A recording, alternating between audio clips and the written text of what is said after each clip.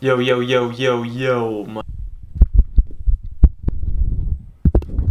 What is up, everybody? Welcome back to another video. This is going to be a very different video for me. This is something I've never done before and will probably never do again. Today I'm going full-on Fantano pretentious music snob mode, and we're going to talk about the 50 greatest albums ever created. When it comes to my criteria for the best albums ever created, I feel like people really overcomplicate this. For me, it's just an album that has no skips or little to no skips. Also, without a doubt, there's going to be some hot takes in here, okay? But I'm really tired of the notion that in order to be one of the best albums ever, the album has to be old. I just really don't think that's the case, and the whole narrative that music used to be better back in the day, there's no good music nowadays, is just really stupid, and you're gonna see tons of newer albums in this list, so prepare yourself for that. Also, this list is kind of in order, but also like kind of not in order. Loosely ordered, one might say. It was actually a lot harder than I expected to pick these, but here we go. Starting it off strong at number 50 is an album that you've probably never heard of. It's called Joy Techniques by a guy named Nate Mercereau. It's a really cool album. It has kind of like a funky fusion synthy vibe to it, but the guy's really good at playing guitar. The drums sound really great on it, and all the songs just have a really nice cohesive sonic theme to them. 49 is Somewhere in the Distance, Somewhere Toward the Mountains by Flat Sound. This is a really cool ambient album. It has this kind of melancholy, dark sound to it, which I feel like is not super common for the ambient genre, but it's synthy and lo-fi and textural, really awesome. It's the perfect album to listen to when you're like riding on a train and it's raining outside. Louie by Kenny Beats. This is a great album, and not just because I love Kenny Beats. Little to no skips, tells a great story, and obviously really well produced. Putting out your own album as a producer is not something that most people do, and I feel like it really paved the way to show other producers that you can actually release your own music too, and people will care about it. This next one is called Symphonie Pacifique, I think is how you say it, by Greg Fote. All his music is great, but this particular album is my favorite by him. It's very jazzy, but it's also very modern. It's just really cool sound. Discovery by Daft Punk. I'm not like a massive Daft Punk fan or anything, but this is my personal favorite of their albums. I think it's really good. All the songs are just a vibe, man. You just put this album on and it just makes you want to dance. It just makes you want to boogie.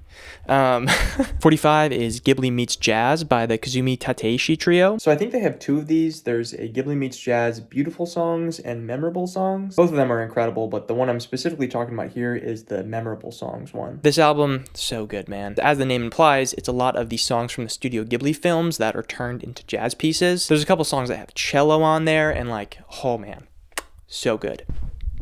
44, Lizzie McAlpine, Older. I feel like I'm a little biased because I watched the documentary of the making of the album and was super inspired. The album is just produced so well. All the drums sound incredible on it. All the instrumentation is just awesome and very tasteful. Obviously, her voice and lyricism is also incredible as well. Just a great, relatively new album. Next is a not so new album, Illmatic by Nas. Oh yeah, we got some rap music in here. That's right. I did used to exclusively listen to rap music when I was a young man.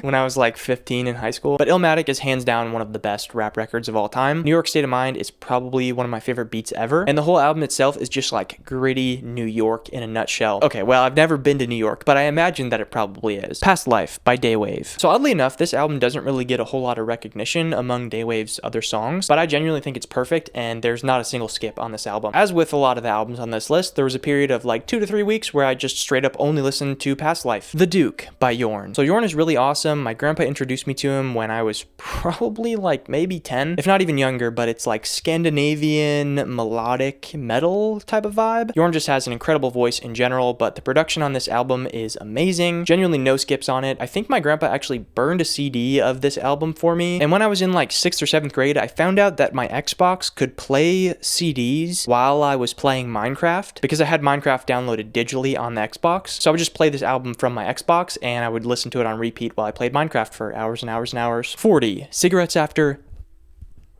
self-titled album. So I'm a huge fan. I like all their music, but this album in particular is probably the most iconic and just the best overall in my opinion. All the songs are really good. 2014, Forest Hills Drive. You probably saw this coming. I feel like this one makes everybody's best albums list, probably because it's a pretty good album. This does have the upper limit of skips for me, probably like 2 or 3 on there, but overall just a really influential album for me and for a lot of people. All right, this next one's a hear me out one, okay? So I'm fully aware of the perception of Logic in today's day and age. He's corny, he's washed up, he's whatever, you know, whatever you want to say. And I concur that I haven't really heard a good Logic song in many a year, but you youngsters these days, you don't know nothing about that early Logic. I'm just grouping the majority of his early albums into one. Under Pressure, Incredible True Story, and Bobby Tarantino 1 and 2, all legitimately perfect albums. I think Bobby Tarantino 2 was like the last good album that Logic made. Getting Killed by Geese. The amount of Geese hate that I see on the internet is pretty wild to me. I kind of think they're like objectively a really good band, and Getting Killed actually has no skips on it for me. Okay, we got another obscure poll here. I can guarantee that 95% of you watching this have never heard of this band. The band's called The Rooftops, and the album is A Forest of Polarity. I can't fully explain it to you unless you listen to it, which I implore you to do. But this is their one singular album, and it's genuinely a masterpiece. It's so good. It's like a math rocky Midwest emo thing. A lot of it's instrumental, but there's also like some tasteful vocals in there. There's this one song that's like 10 minutes long. Sea Frailty is the song name. 10 minutes long, which I know some of you TikTok brain people are just absolutely losing your mind right now, but I promise you that once those 10 minutes are over, those are 10 minutes that you're gonna wish you'd be able to experience again for the first time. 35,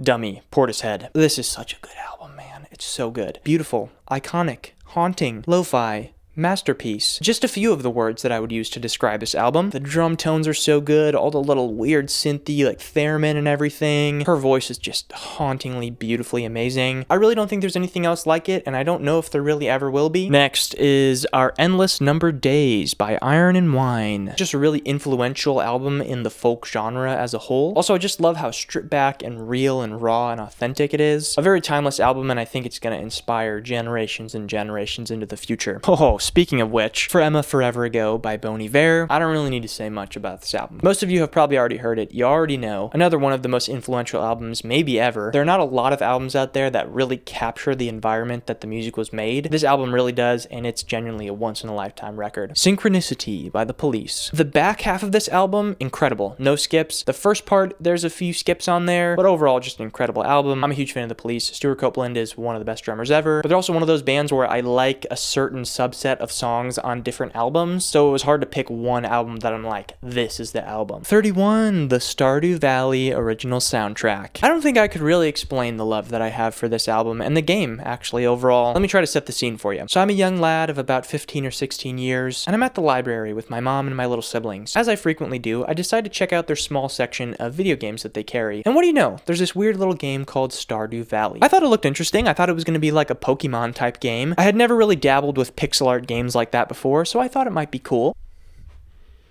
Oh, it was more than cool. I probably didn't stop playing that game for the next like 72 hours straight. I have a very nostalgic moment burned in my brain. I'm sitting in my room playing Stardew Valley. I've got my window open. It's a warm summer night. The breeze is blowing into my room and everything just feels alright in that moment. Anyways, if you never played the game or listened to the soundtrack, go do both of those things immediately. Number 30, LP2 by Sunny Day Real Estate. I personally think this album is perfect, zero skips at all. All the guitars are great, the drums sound incredible, the vocals are so good and also very dynamic as well. 29, The Queen is Dead by The Smiths. Maybe like one or two skips on this one, but overall so good. The guitar riff from Some Girls Are Bigger Than Others is probably one of the greatest ever written. Johnny Marr is a genius and one of my biggest inspirations. Beatopia by Beepa Doobie. Okay, I know this is a very Gen Z album to put on here, but this album is so well done. All the songs, besides maybe two, there's like the one with Pink Pantheress or whatever, that's a skip for sure, but everything else is perfect. I think it's a great album. Okay. Speaking of Gen Z picks, Goodbye and Good Riddance by Juice WRLD is 27. Listen. I know you're clicking off the video, you're doing that gif where the guy's taking his headphones off. I know, but this is a hill that I'm willing to die on. This album is perfect. I don't think it has any skips. The synergy of Nick Miro's production and Juice WRLD's vocals is something that may never be recreated for generations to come. Many have tried, many have failed. This album was a huge part of what inspired me to make music. Probably the first 500 beats that I ever made were basically just like Nick Mira x Juice WRLD type beat. Surprisingly, I owe a lot of where I am here today to that album. Rest in peace to Juice WRLD. Fleetwood Mac, Rumors. This is usually on everybody's best albums list. It's because it's a really good album, super iconic. The story and the passion behind it and just how real it all is, I think just made it a timeless album. I want to stand on something for excitement factor. Speaking of timeless album, this is such a bad idea.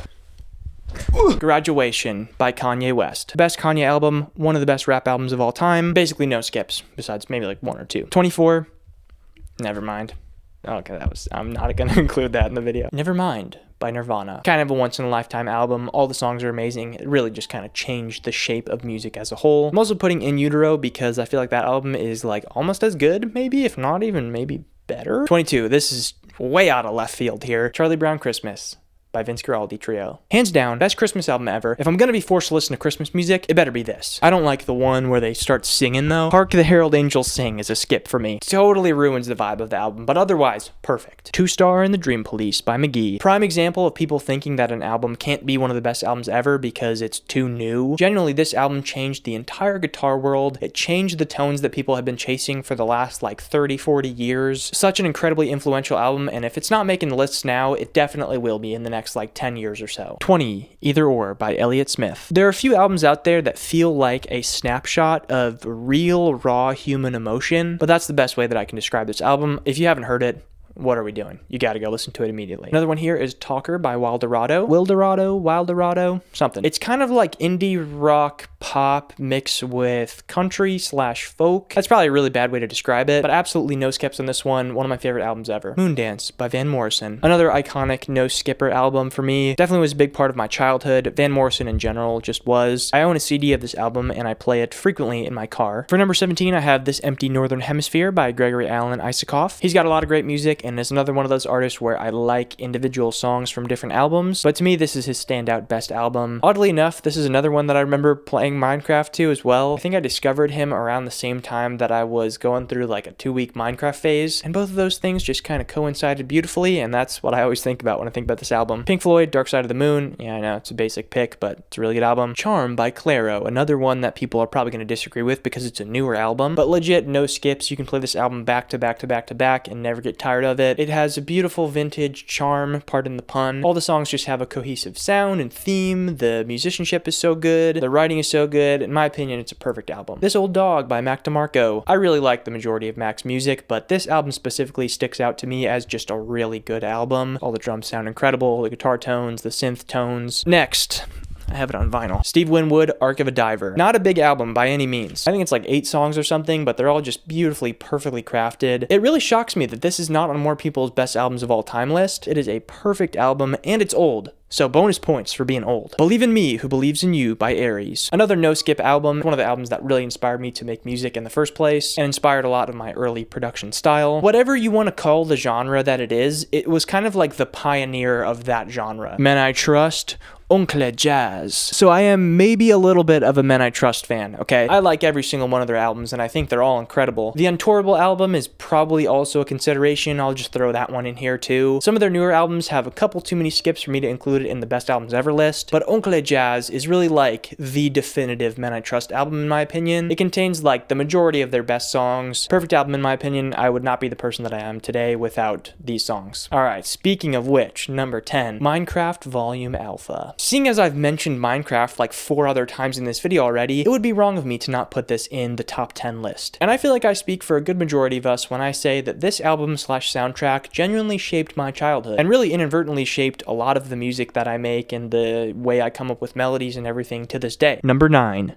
2 by Logan Bowden. Absolutely no skips. One of the most underrated folk albums ever created. If I could only listen to maybe like 5 albums for the rest of my life, this album would for sure be in there. Number 8, Siamese Dream, Smashing Pumpkins. I mean, come on. Incredible album, super influential. Jimmy Chamberlain, top 5 drummers ever. The sound of this record is just iconic, and the album just contains some of my favorite songs ever created, so had to be on the list. Number 7, Ways to Get Out by Far Caspian. I'm probably the biggest Far Caspian fan ever. As you can see, there's a poster right behind me. But I restrained myself. I could have just added every single album he's ever created. But Ways to Get Out is my personal favorite. It was how I discovered him and how I got into his music in the first place. Easily, hands down, my biggest inspiration in my music. And really just one of my biggest inspirations in life, honestly. Being an independent artist, multi-instrumentalist, self-taught, all that stuff. It's truly a crime that he's still so underrated. Number 6, Parachutes by Coldplay. No skips at all. Also a huge inspiration for me in my music. I'm not a huge fan of Coldplay's new music, but this album, timeless. Number 5, Wilco, the album. Another one of those just so unbelievably underrated albums. It was also a big part of my childhood. So the songs are very nostalgic and very burned into my brain, but they've aged like fine wine, I must say, because listening to them now as an adult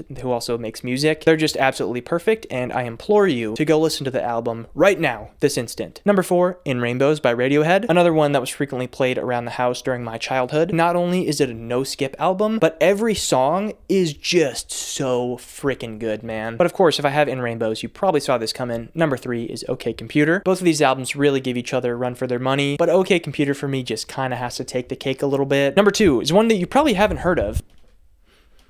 Okay, the shirt's in there. You're gonna have to believe me. Mother Earth's Plantasia by Mort Garson. The story behind it is maybe one of the coolest things ever. It came out in 1976 and it was exclusively released in just one plant store, which is the craziest thing ever, and it was really one of the earliest like electronic albums. And then at some point during the age of the internet, it was rediscovered and quickly gained like a super big cult following because it's freaking awesome. One of the best albums ever. I really can't tell you how much I love this album. And finally, can we get a drum roll? Let's get a drum roll.